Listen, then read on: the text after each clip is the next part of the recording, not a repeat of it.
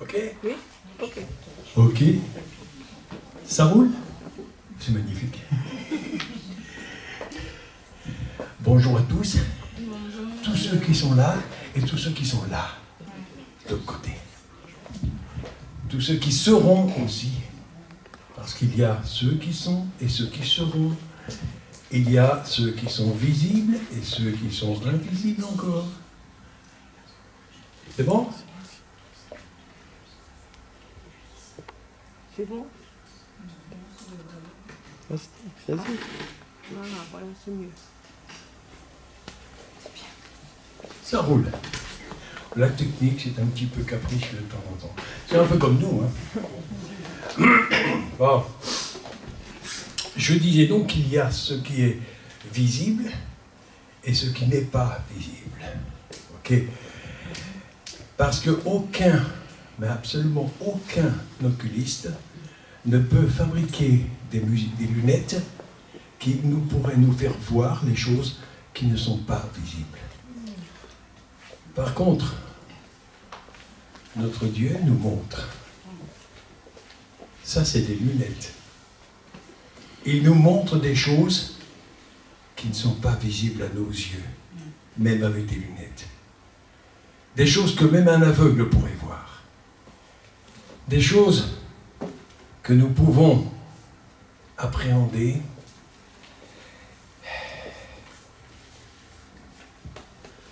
par une paire de lunettes spéciales qui est écrite par la parole de Dieu en Hébreux 11, 1.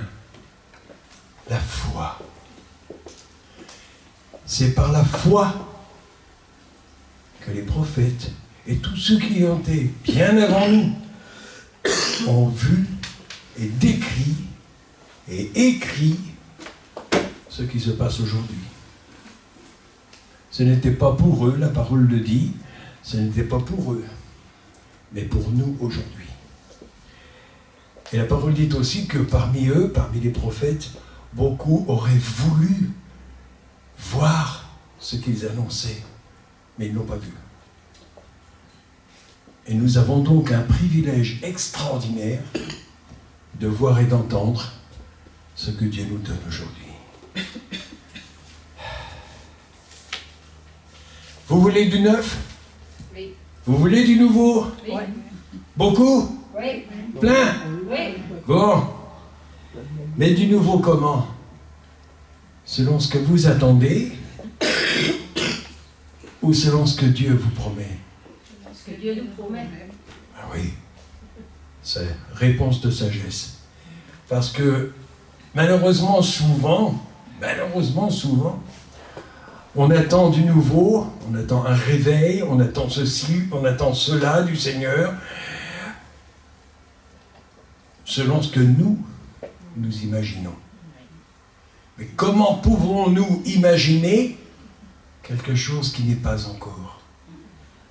C'est impossible. D'autant plus que Dieu, quand il promet des choses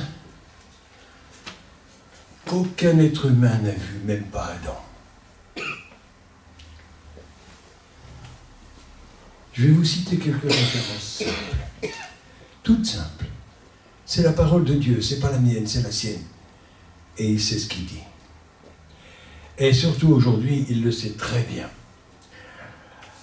J'ai toujours une petite appréhension quelque part au fond de moi. Je suis humain, je suis comme vous, hein, pas de problème. Et je me dis toujours ce que j'ai un peu préparé, ce que le Seigneur m'a confié, et qu'il a transformé au cours des jours encore, pour le perfectionner. Je me dis toujours, qu'est-ce que ça va donner, qu'est-ce que ça fait, non. Le Seigneur il me dit, c'est pas ton problème. Ton problème, c'est de transmettre ce que je te donne. Les effets, c'est moi qui les ai préparés. Les cœurs qui sont à l'écoute, ici et ailleurs, aujourd'hui, c'est moi qui les ai préparés. Et ce message s'adresse à eux seulement. Rappelons-nous, quand Jésus parlait avec ses disciples, il invitait la foule et il annonçait des paraboles. C'était beau, c'était magnifique. pas beaucoup qui comprenaient, mais c'est pas grave, aujourd'hui non plus d'ailleurs. Mais après, il prenait à part ses 12 disciples. Et il leur expliquait la parabole, le sens, le but, l'objectif. Et qu'est-ce que pour eux, ça pouvait signifier, personnellement. C'était beau ça, hein? Ils savaient faire mieux que moi. Et dans toute la parole de Dieu, c'est comme ça. C'est pas seulement du temps de Jésus qu'il y a eu des paraboles. Du temps des apôtres et du temps des patriarches, il y avait aussi une forme de parabole parce qu'ils annonçaient des choses qui n'étaient pas encore, qu'ils n'ont pas vues eux-mêmes, mais qui se sont réalisées et qui se réalisent encore et encore aujourd'hui. Et c'est pas fini.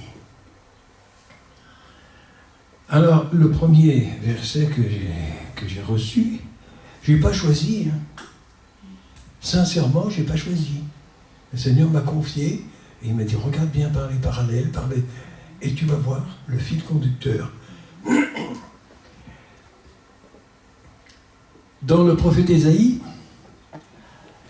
au chapitre 43 et versets 18 et 19, il nous est écrit, ne vous souvenez plus des premiers événements et ne considérez plus ce qui est ancien.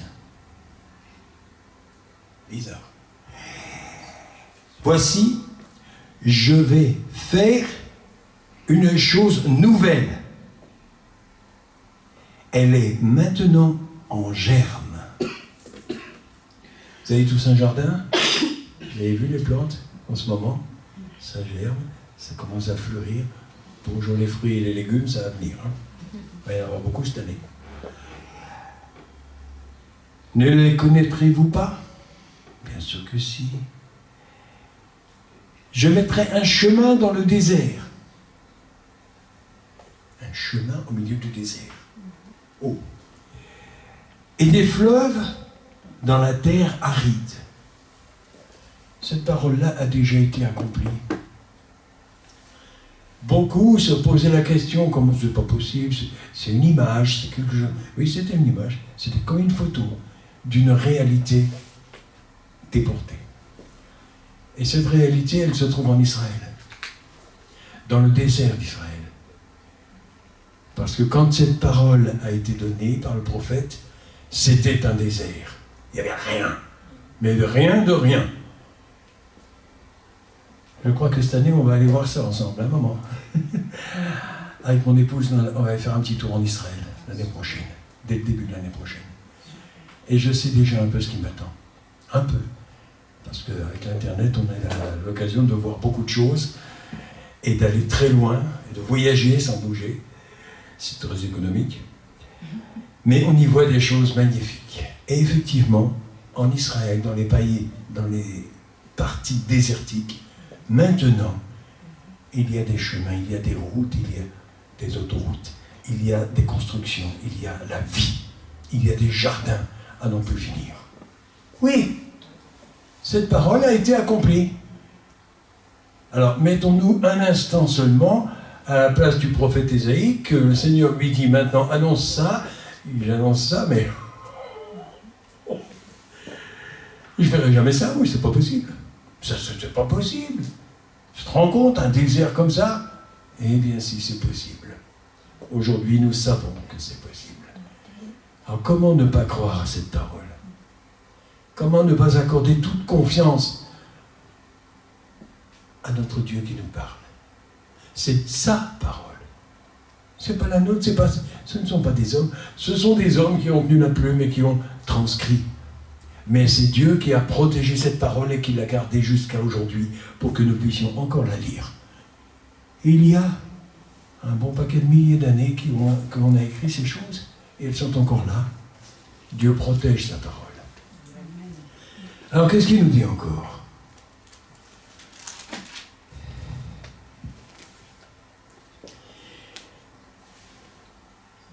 Dans 2 Corinthiens 5, verset 17, si quelqu'un est en Christ, il est une nouvelle créature. Les choses anciennes sont passées. Voici, toutes choses sont devenues nouvelles. Nous en savons quelque chose, nous, puisque nous sommes là aujourd'hui. Où étions-nous avant de le connaître? Nous avons eu quelques témoignages ces derniers temps. Et moi, j'en connais maintenant une bonne collection. Des gens qui étaient vraiment dans des mondes complètement différents. Et quand Dieu les a transformés, ils sont parmi nous. Merci Seigneur. J'en citerai pas parce qu'il y en aurait beaucoup trop. Rien de trop dit. Puis je ne veux pas faire de la pub. Mais Dieu nous parle en nous disant qu'il est à lui possible de faire des choses qui à nous sont totalement impossibles. Totalement.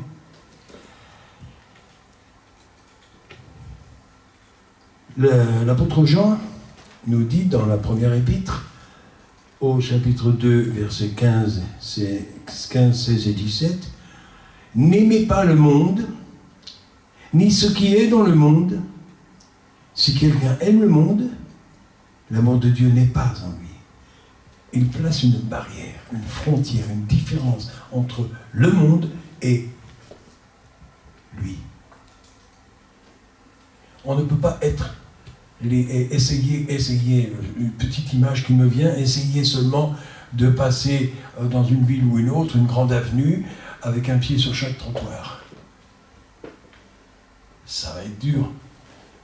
Parce qu'il y a des voitures qui passent, et ça fait loin. Le grand écart, il faut être un géant pour faire ça.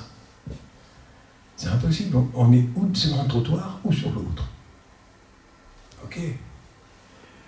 Eh bien, on ne peut pas être dans le monde et dans tout ce qui s'y passe et être en même temps dans le royaume avec Dieu.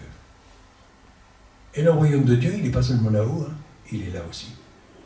Il est chez nous, nous y sommes. Nous sommes citoyens de ce monde-là, de ce pays-là magnifique.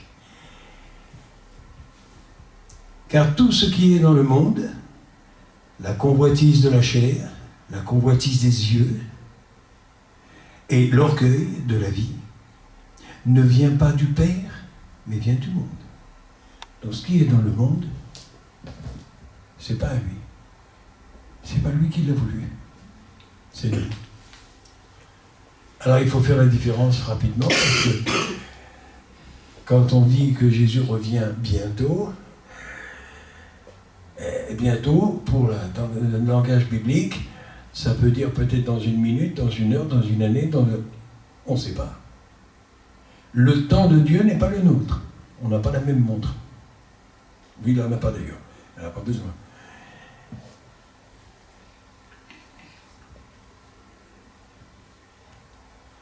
Le monde passe, et sa convoitise aussi.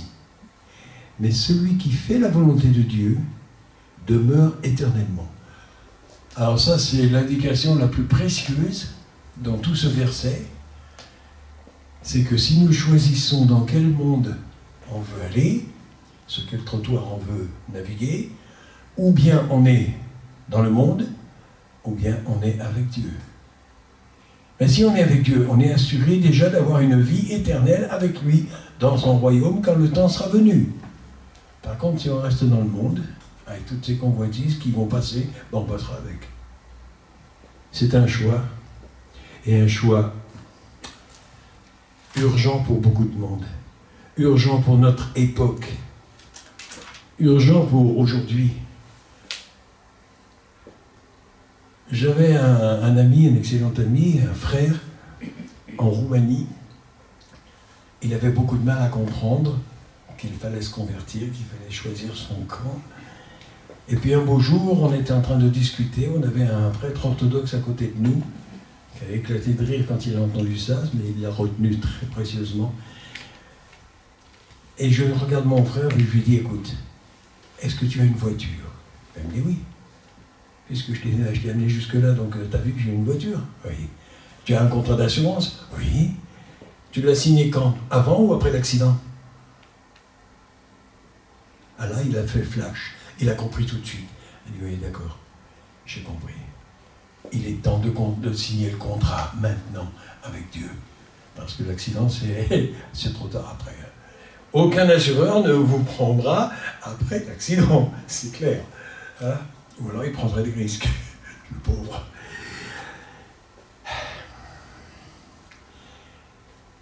Dans l'Épître aux Romains, chapitre 12, à partir du verset 2, « Ne vous conformez pas au monde présent, mais soyez transformés par le renouvellement de l'intelligence. » Ouh là là là, c'est tout un programme, ça, dites donc.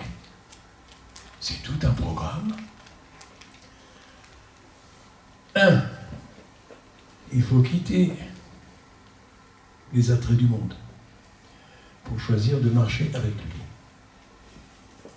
2. Soyez transformés. Ah bah oui, j'ai compris, ça y est, j'ai compris, le flash.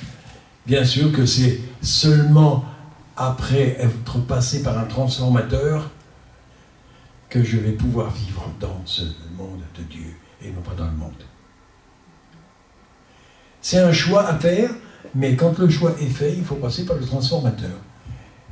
Vous voyez le courant, ici, c'est du 220, hein, pas de problème, mais sur les grandes lignes qui passent dans la campagne, c'est 20 000, 30 000 et plus. Hein.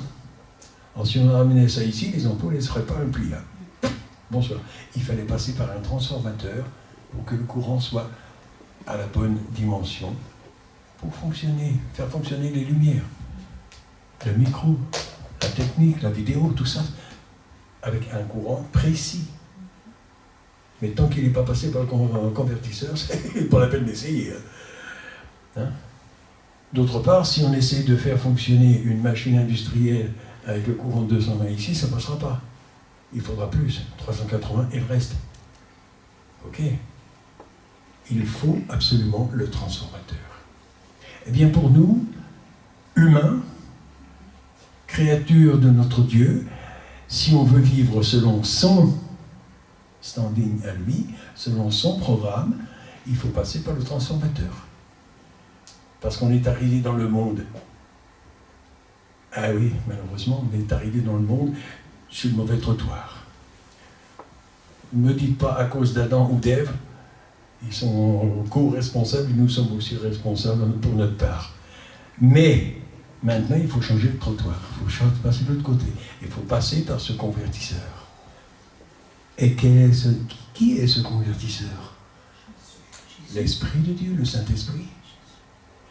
Le fait que j'accepte d'y passer, c'est ma responsabilité, c'est moi qui décide. C'est moi qui fais le choix. Et Dieu m'a laissé ce choix. C'est magnifique, n'est-ce pas? Et c'est clair que c'est bien Dieu qui nous laisse ce choix. La preuve, regardez autour de vous, combien sommes-nous dans le monde de Dieu? Et combien y en a-t-il qui sont encore de l'autre côté? Parce que Dieu n'impose pas, il propose. Entre imposition et proposition, il y a une différence. Ce n'est pas un dictateur, c'est un Dieu d'amour, c'est un Dieu qui nous aime. Ok, alors à partir de là, il choisit de nous laisser le choix. C'est pas beau ça? Ça c'est un Dieu spécial. Hein? Un Dieu qui ne peut faire ça que par amour, forcément, puisqu'il est lui-même amour. Comme disait quelqu'un il y a peu de temps, il n'a pas en lui l'amour, il ne fabrique pas l'amour, il ne possède pas l'amour, il est l'amour. Il est l'amour lui-même en personne. À partir de là, tout ce qu'il fait, il le fait par amour. Parce qu'il nous aime. Ce qu'il a fait pour nous sur cette croix, c'est par amour. Et effectivement, ce qu'on a dit et redit, mon frère, ma sœur, tu aurais été tout seul sur terre. Ben, il serait venu quand même. Et il serait passé par la croix pour te sauver.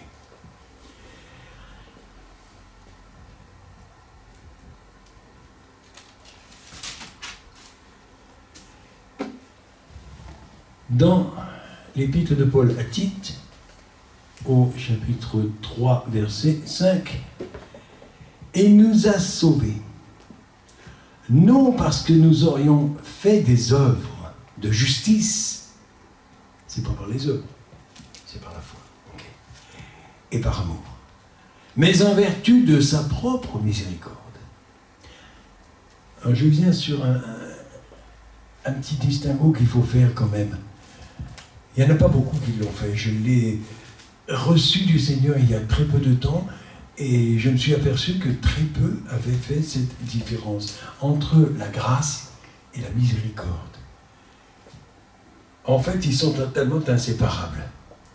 Ça, c'est sûr. Mais quelle différence peut-on trouver? Eh bien, la grâce, c'est tout ce que Dieu te donne, me donne, nous donne, et qu'on n'a jamais mérité. Et qu'on ne peut rien faire pour ça. On ne peut rien faire, rien dire, même pas penser pour que Dieu nous aime plus ou qu'il nous aime moins. Ça, c'est la grâce. Et la miséricorde, c'est quoi alors dans ce cas-là? Eh bien, c'est tout ce que Dieu nous épargne, que nous avons mérité. Si nous avons péché, quel que soit le péché, petit ou grand, il n'y en a pas. Il n'y a pas de petit ou de grand, il n'y en a qu'un. C'est toujours le même. Quelle que soit sa taille, il empêche toujours de passer. C'est comme le grain de sable. Il peut y avoir un pavé ou un grain de sable dans l'horloge, elle ne fonctionnera pas. Ce n'est pas la taille du bloqueur. Et là, il nous épargne ces choses. J'ai maintenant, depuis peu de temps, 73 années de vie. Merci Seigneur pour les prochaines. Vous me supporterez encore, c'est sûr. Mais je me rends compte, quand je regarde un petit peu dans mon rétroviseur, pas trop souvent quand même, mais je regarde le chemin que j'ai parcouru, les épreuves que j'ai vécues, j'en ai eu un paquet, j'en ai pas assez de temps d'une journée, même une semaine, pour vous les expliquer.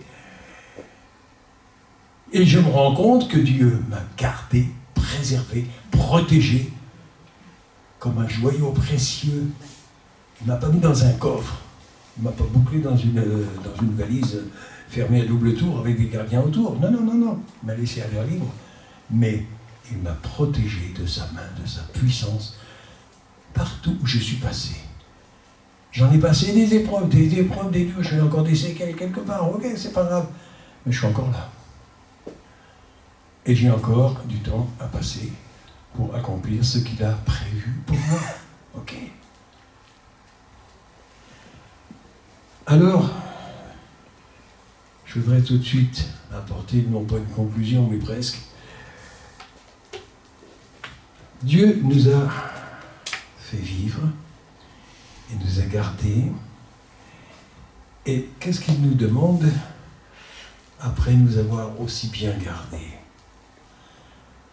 Aussi bien gardés, parce que moi, quand j'ai mon anniversaire maintenant, au cours des années, dans ces dernières années, je me suis dit, attends Seigneur, je ne comprends pas.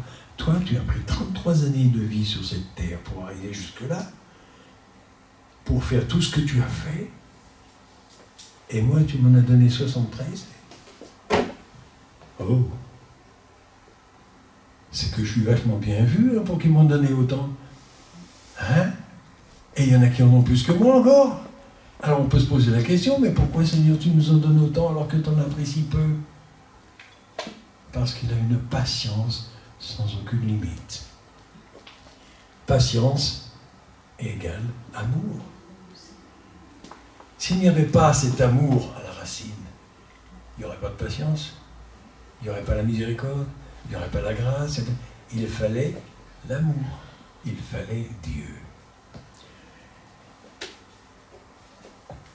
Dans Colossiens 3,12, il est bien écrit « Revêtez-vous donc comme des élus de Dieu, saints et bien-aimés, d'affection miséricordieuse, de bonté, d'humilité, de douceur et de patience. » C'est vrai que dans ce monde, sur cette terre, et pas plus forcément dans ce pays, dans les autres aussi, il faut plus de patience que de pognon des fois.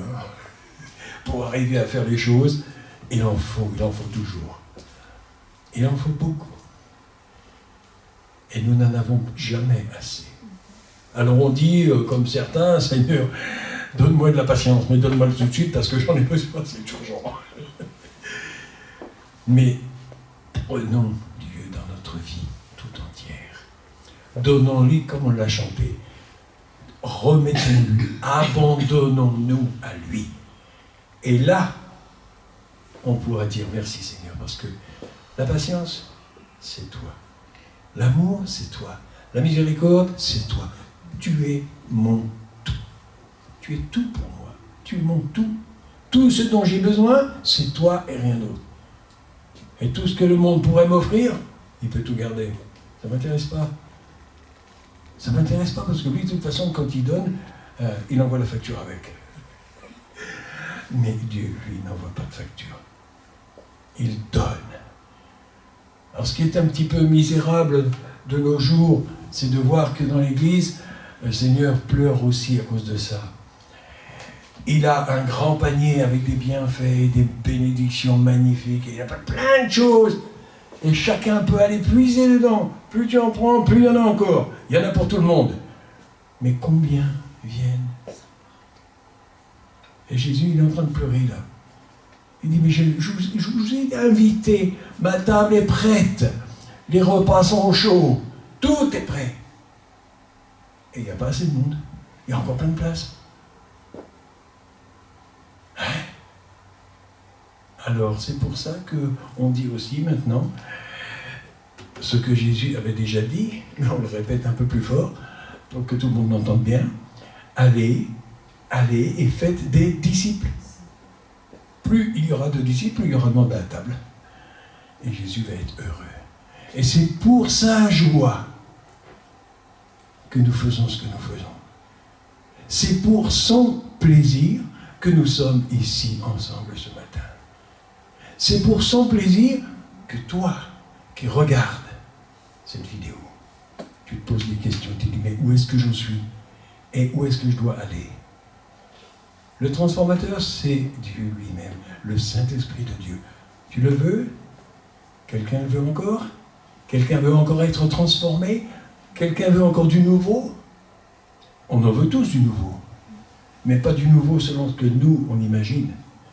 Ce que l'on attend, ce que l'on prévoit, ce que l'on désire. Non.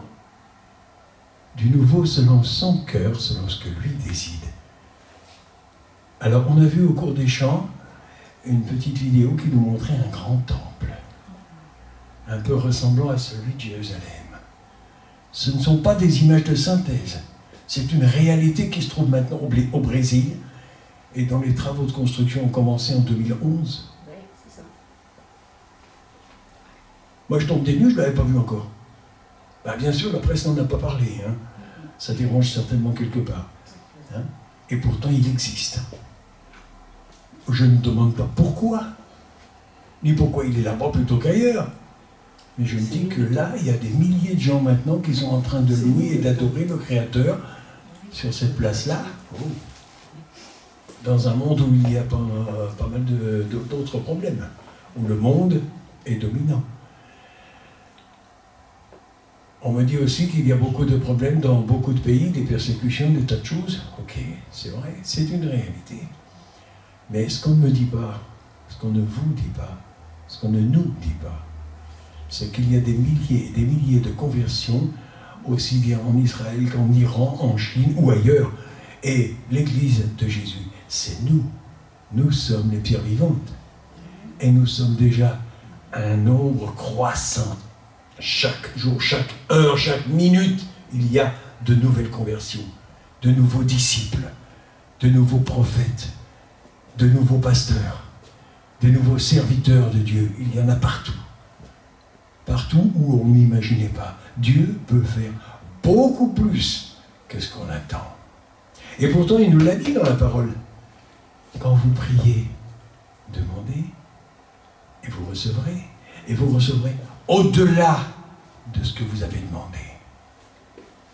Est-ce que nous sommes prêts, les uns et les autres, ici et ailleurs? Est-ce que nous sommes prêts à recevoir dans l'heure qui vient?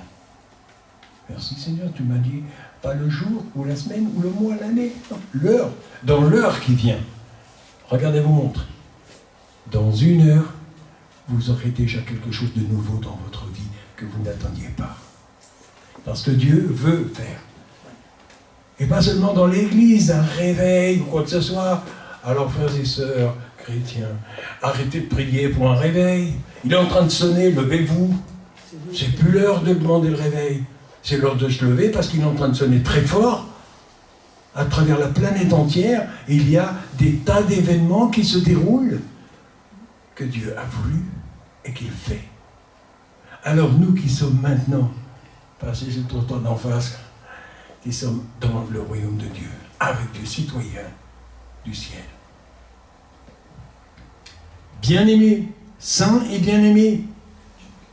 Il nous appelle, Dieu, c'est saint et c'est bien-aimé. Saint parce que nous sommes mis à part pour son royaume. Et bien-aimés parce que nous sommes aimés au-delà de toute limite depuis longtemps déjà. Bien avant notre naissance. Moi j'ai réalisé au cours de ma vie que Dieu m'avait aimé et choisi et bien avant que je sois arrivé au monde. C'est possible. Bien sûr c'est possible. Parce qu'à Dieu, tout est possible. Rien ne lui est impossible. Absolument rien. Alors si rien n'est impossible, ça veut dire que tout est possible. Il peut faire ce qu'il veut. Mais il le fait. Et il le fait où il veut, comme il veut, quand... Ah Seigneur, c'est dans ma vie aussi, continue comme ça, Seigneur.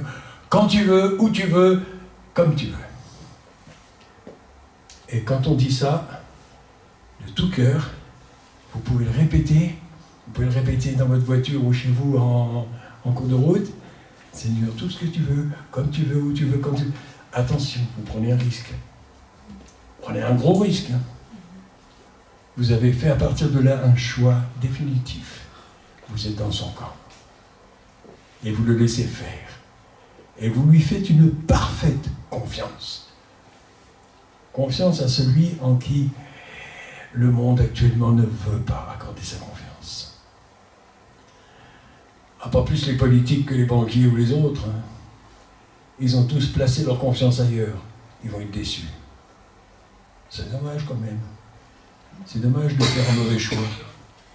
Quand on a un Dieu si puissant, si grand. Ce Dieu qui a créé tout ce qui est autour de nous. Vous voulez l'adorer? Faites comme moi. Vous allez vous balader dans la nature et vous regardez les plantes, les arbres, les feuilles et tout ça. Et quel homme aurait pu fabriquer ça?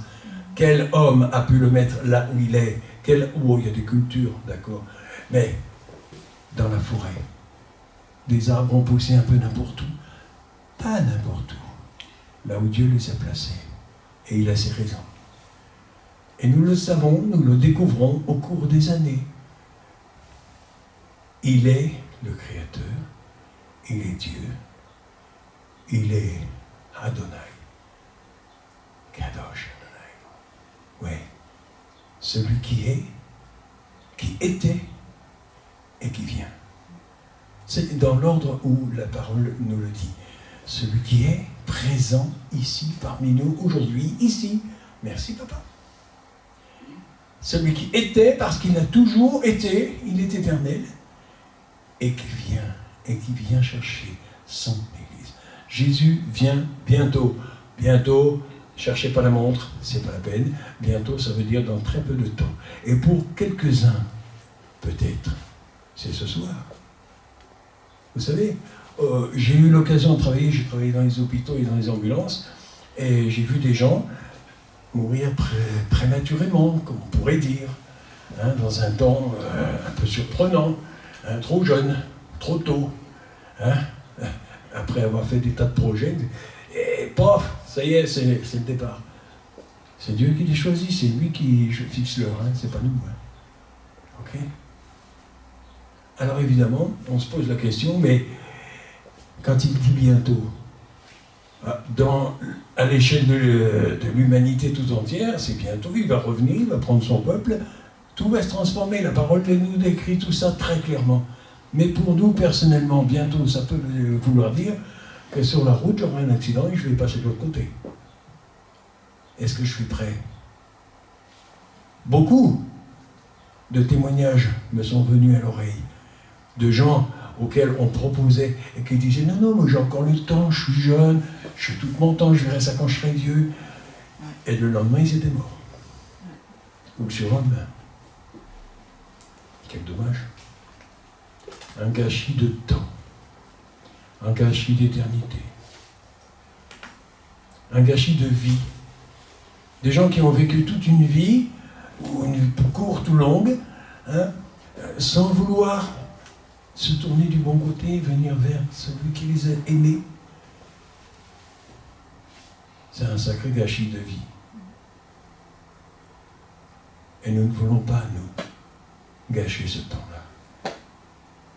Quand la Bible dit racheter le temps, c'est pas avec du fric, hein.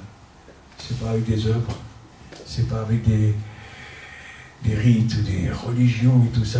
Mettez ça de côté, c'est pas la peine, c'est pas ça qui sauve. C'est simplement avec votre obéissance et votre choix de venir à lui. Et lui, il fait le reste. Qu'est-ce qu'on a à faire, nous? Bien peu de choses. Obéir, choisir. Dans toute une vie, c'est quoi ça? Ça te demande combien? Même pas une fraction de seconde. De dire, là, j'ai entendu, je choisis, j'y suis et j'y reste. C'est peu de choses. Ça engage tout le reste. C'est toute une transformation. Et laisser l'Esprit de Dieu venir transformer nos pensées, nos regards. C'est vrai, quand on est avec Jésus, on voit les choses d'une façon complètement différente. On ne voit pas les choses comme tout le monde. Ça lui dérange un peu, d'accord. C'est pas grave. On veut du nouveau. Alors, ok Seigneur, moi aussi. Tu m'as donné ce message, mais je me le suis mangé d'abord, comme d'habitude. Et Seigneur, je te dis merci et je te dis oui. Je veux du nouveau. J'ai déjà vécu beaucoup de choses avec toi, Seigneur. Mais une chose est sûre, il me reste encore beaucoup de choses à voir. Beaucoup de choses que je n'ai pas encore compris, que je n'ai pas encore vues, entendues. Beaucoup de gens que je n'ai pas encore rencontrés. Plein de choses. Et je les veux, Seigneur. Et je les veux. Je veux ton nouveau. Le nouveau dans ce monde comme toi tu le veux.